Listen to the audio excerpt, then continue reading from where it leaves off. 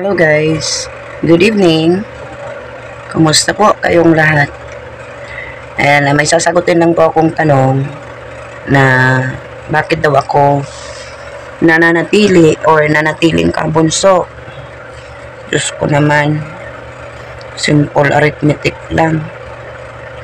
Unang-una, dito po ako naging tao sa kabunso. Dito naging tao.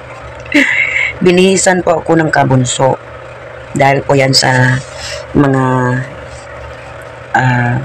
mababait na supporters. Pangalawa, dito po sa kabunso ko na experience yung sumakay ng eroplano na hindi ko pa po nararanasan sa buong buhay ko.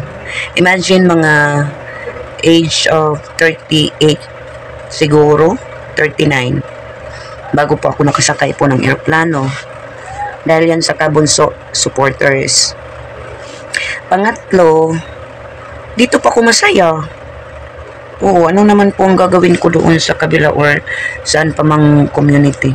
Wala po akong regrets. Masayang masaya po ako dito sa community ito. At dito ko din nabuo, pang-apat, or nakahanap po ako ng mga totoong kaibigan na nagmahal po sa akin at dumamay po sa ups and down ko, no? Nandyan sila lagi para bigyan po nila ako ng advice, sympathy. Yun.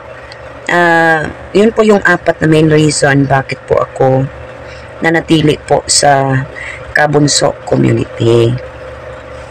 Dati pa naman yung pinuntahan ko talaga dito, si Bunso at saka si Mahal. Yun na nga, wala na si Mahal. Of course, yung isang natitirang pinuntahan ko dito, yung kasamahan ko hanggang sa dito. Diba? Wala naman, hindi naman po ako pumunta dito dahil po sa ibang tao. Sila lang po. At masaya po ako. Yun na nga, sabi ko, dito po ako nabihisan na pagdating ko dito talaga sa community dito before is talaga ako yung parang Kuya Ik, kung sa Bisaya Kuya Ik kaayo.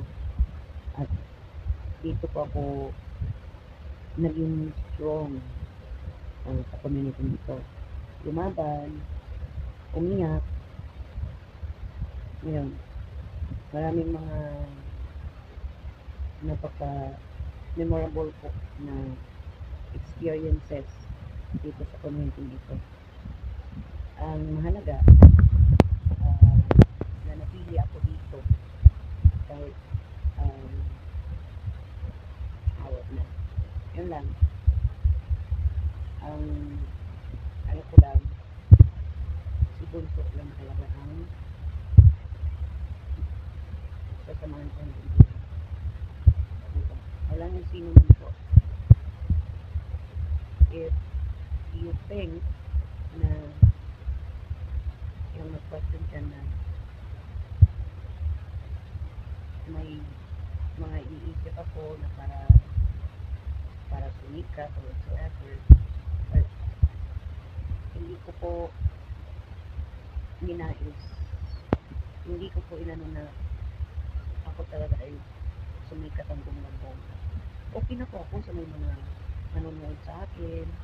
Anyway, ako matyaga naman po ako mag-upload, matyaga po ako mag-live, so okay na po dyan. Okay lang naman po ako sa pira-piraso. Hindi na po naghahanap po ng kung ibibigay ng Panginoon, mas mabuti. Pero kung hindi, huwag pilitin. Kasi hanggang doon lang yung kaya ko siguro na maibibigay para maibibigay na gilas sa mga supporters ng Kabunso. Okay? So, huwag na kayong mag-ano dyan. Kasi kahit anong mangyari, bunso pa din ako.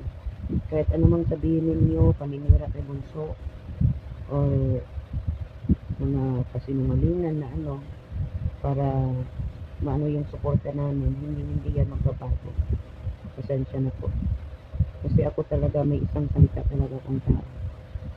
Okay. So are we good? Yun lang. Yung main reasons bakit po ako nagstay sa community. Salamat po Kabunso sa panonood. God bless. Ingat po.